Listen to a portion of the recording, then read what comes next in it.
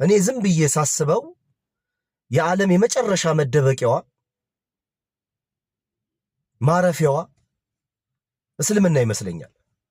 ዝም ብዬ በአሜሪካንና በራሻ በአንዳንድ አውሮፓ ከተሞች የሚደረገውን እንቅስቃሴ ሳይ የሰው ማረፊያ እስልምና ይመስለኛል።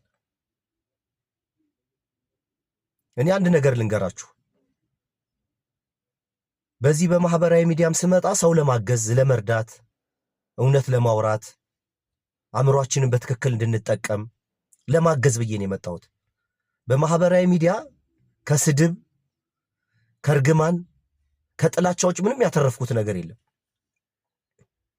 አሁን ደግሞ የወሰንኩት ውሳኔ በጣም ብዙ ነገር ያበለሻሸው። ሰው ዝም ብሎ እኮ እንደዚህ አያደርግም። ብዙ ነገር ያበለሻሸው። እንዲህ ዘርዝሬም አልጨርስላችሁ ነገር ማለት ነው። ግን ያ ያሳመነኝንና አላመንኩበት ነገር ግን ራሴን አሳልፌ መስጠት ደስ ይለኛል። ያ መከራውን በደስታ በካፈል ነው የሚሻለኝ። በህይወቴ አሁን እየተካፈልኩት ካለው መከራ በህይወቴ ገጥሞኝ አያውቅም። አሁን እስልምናን ከተቀበልኩኝ ብዙ ተዘርዝሮ የማያልቅ በስራ በርስ በርስ ግንኙነት ከልጆች ከቤተሰብ ከጓደኛ ከተለያየ ነገር እንዲህ ዙር ግልብጥብጡ ነው የወጣው። እንዲህ ግልብጥብጡን ቢወጣ ግልብጥብጡ እንዲያወጣ ብዬ ያ ማምነውን ነገርና የገዛኝን ነገር ከምተው ያ ነገር ግልብጥብጡ ይወጣ ይሻል። የመጨረሻ ደረጃ በረንዳ ወድቀህ ትራፊ መብላት ይቻላል ከራስ ጋር ከምትጣላ ከአእምሮ ጋር ከምትጣላ። ይሄንን ቀድሜ ያብራራሁላችሁ በኋላ የምነግራችሁ ነገር ላይ ትርጉም እንዲሰጣችሁ ብዬ ነው። እኔ እስልምና ላይ አንዳንድ ነገሮች ሳነብና ስሰማ ሾክ አደርጋለሁ፣ ደነግጣለሁኝ።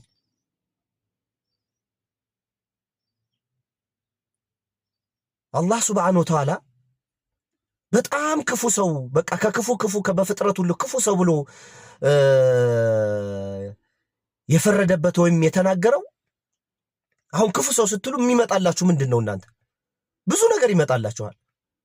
አእምሮ ያለው አእምሮን በትክክል የማይጠቀም የማያስተነትን፣ አንደበት ሰጥቶት አንደበቱን እውነት የማይናገርበት የማያገናዝብ ሰው ላኢላሃ ኢላላህ። ይሄ በቃ ዓለም ፍትህ ስትፈልግ ወደዚህ ሃይማኖት ነው የምትመጣው። እና እያንዳንዱን እስልምና የሚናገራቸው ነገሮች በቁርአን ውስጥም ያሉት አንዳንድ ደግሞ አዋቂዎችም ሲያወሩ ስትሰሙ የሰው ምንጭ ነው ይሄ ዕውቀት የሰው ነው ልትሉ አትችሉ። በጣም ከአእምሮ በላይ የሆኑ ንግግሮች ያሉበት የሚያሳርፉ ቃል ያለበት ቃል ነው ቁርአን።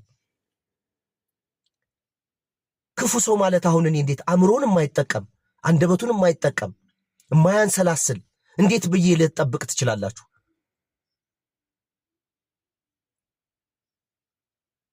እና እስልምና እምነትህ ከእውቀት ጋር የተያያዘ ነው። አይገርምም? ያዘ አላህ አይወልድም አይወለድም ዝም ብሎ ተራ ቋንቋ ይመስላችኋል አይደል? በደንብ አውቀህ ነው ማመን ያለብህንን። ይሄ ራሱ አላህ አይወልድም አይወለድም ጥልቅና ሰፊ ትርጉም ያለው ነገር ነው። ላኢላሃ ኢላላህ መሐመድ ረሱሉላህ ዝም ብሎ ተራ ንግግር አይደለም። ይሄ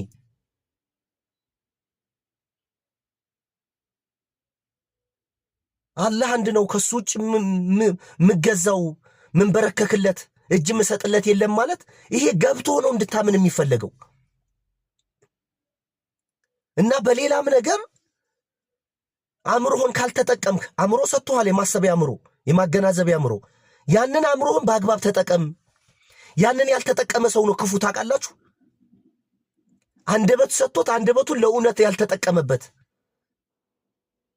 ውሸት የሚናገርበት አእምሮን በትክክል ሳይጠቀም ወደኋላ የሚሸሽ አእምሮን የሚሰጠውን ዕውቀት ስቶ ሌላ የሚያወራ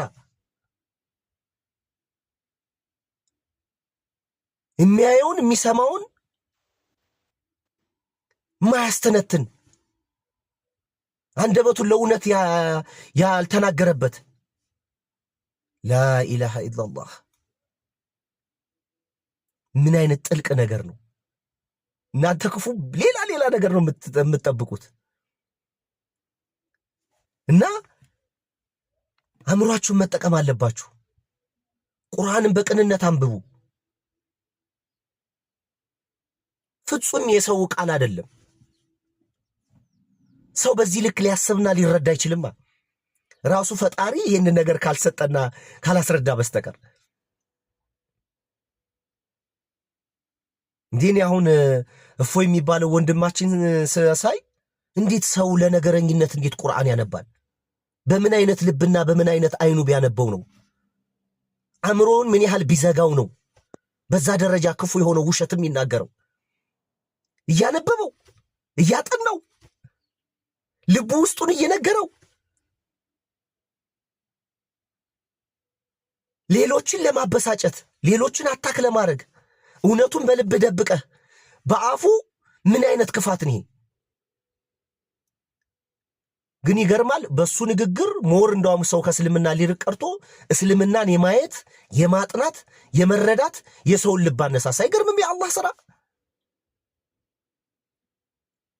አንዱን ጠማማ ያደርገዋል፣ አንዱን ደግሞ ቀና ያደርገዋል።